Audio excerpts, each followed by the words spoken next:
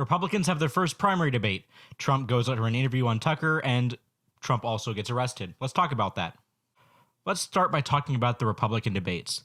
I think they were worth watching, even though my opinions generally didn't change over the course of them. A couple of opinions changed, but not really.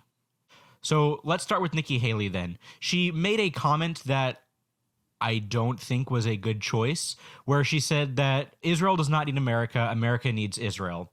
And I'm going to give her the benefit of the doubt and assume that she had something coherent in mind.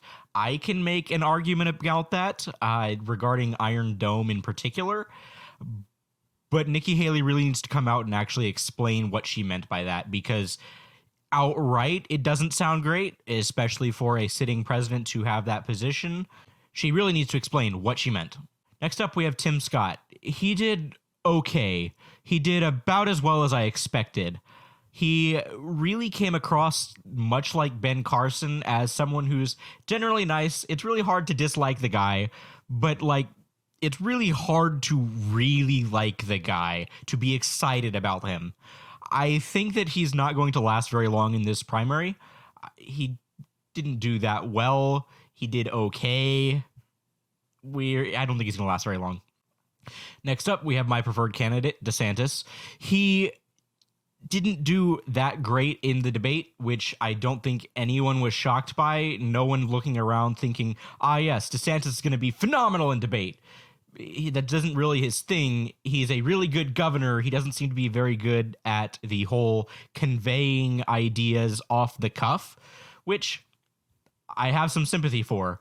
I have a lot of trouble speaking off the cuff. I tend to script things out whenever I need to say them. So I'm not going to necessarily hold that against him, but I will say it doesn't look great to undecideds. I want to point out one of the areas where he really whiffed, an area where I think that he could have said something stronger and didn't. Whenever he was asked about his position on abortion and how he would appeal to moderates on abortion, he didn't really give a good answer. He kind of just muddled around, which, I mean, he's speaking off the cuff. He's given some pretty good pro-life legislation, so moderates might hold that against him. I think that if he had been a little bit more cogent at the time, he probably could have given a really good answer where he promises the pro-life people the moon without promising anything by pointing out the president does not legislate. He merely signs the bills once they get to him. And so he could have said, I will sign pro-life legislation that comes across my desk up to this point, whatever that point is. I would prefer it to be conception, but who knows exactly what he would end up saying in that situation. And so the onus then is on the voters to vote in politicians that would put that legislation in front of the president, not on the president to do things without the legislature involved at all. Vivek Ramaswamy proved himself to be the second coming. Now, I myself believe strongly in the second coming, but the second coming I believe in is of Jesus Christ and not Barack Obama. The last person in one of these debates, Brett, who stood in the middle of the stage and said, what's a skinny guy with an odd last name doing up here, was Barack Obama, and I'm afraid we're dealing with the same type of amateur standing on stage tonight. There were two times that I caught that Ramaswamy quoted Obama, and that should not play anywhere near as well as it did. For some reason, people seem to think that Ramaswamy won the debate. I think that anyone that likes Ramaswamy more after this debate is delusional. He quoted Obama twice. He seemed to believe that he was the only person on the stage who was even remotely moral. I have serious issues with that, most notably because he was quoting Obama while saying, oh, look at me, I'm so moral. So Ramaswamy spent much of the debate saying that his opponents had been bought by corporations, which is a little bit bizarre. In general, I don't think that Republicans should be lobbying that against each other. In general, I don't think politicians should be lobbying that particular claim against each other. Ramaswamy was acting like he had the moral high ground over his opponents the whole time. And all in all, I was getting serious Barack Obama vibes from him. I don't think it's going to be hard for his opponents to now cast him as the Barack Obama figure. Do you really want that in your Republican Party? I think that if Ramaswamy had been a little bit more humble, he probably wouldn't have been quite so grating. But whenever you say essentially the 1980s called, they want their foreign policy back, it's kind of hard to take you seriously. I have a newsflash. The USSR does not exist anymore. It fell back in 1990.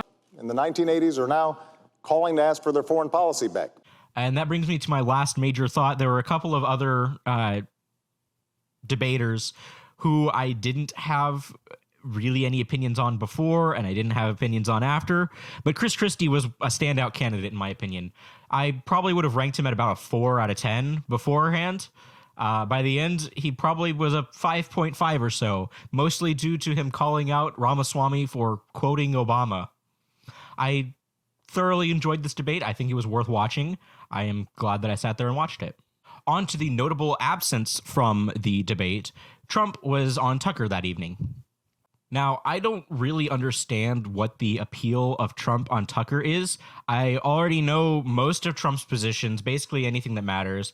I already know most of Tucker's positions, basically everything that matters. So why do I need to see them together? They're not going to talk about anything interesting. I don't think Trump's a particularly deep thinker, and I think that Tucker is not going to push Trump a whole lot. To such an extent do I believe this, that I don't understand why there were so many people saying, I'm not going to watch the Republican debates. I'm going to go watch Trump on Tucker.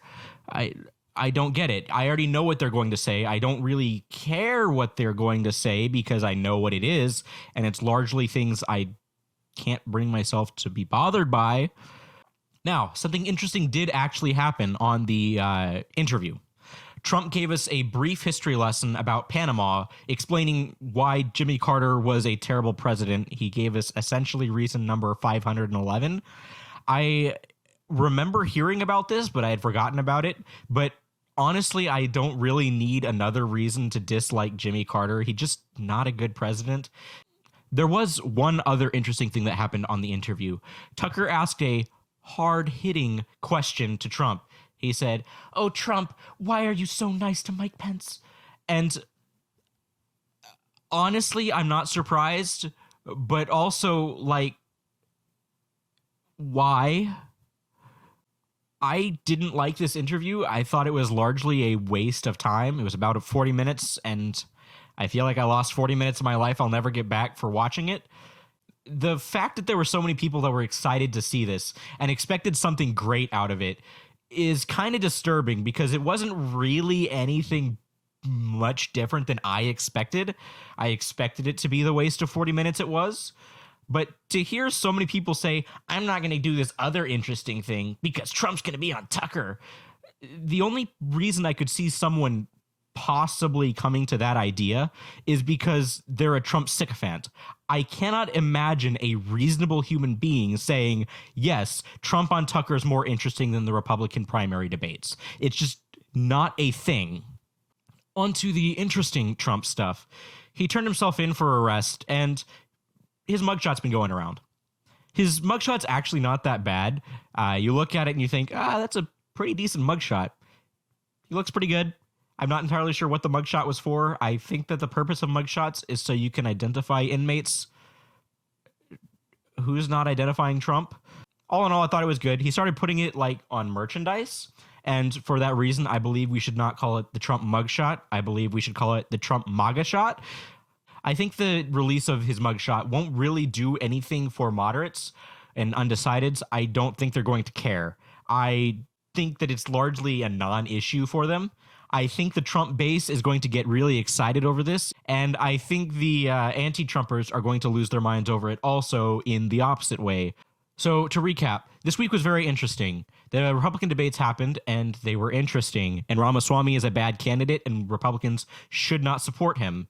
The Tucker-Trump interview was really, really lame, and Trump's mugshot, or MAGAshot, is certainly something. I don't think it's going to actually make any difference, but it's interesting, I guess.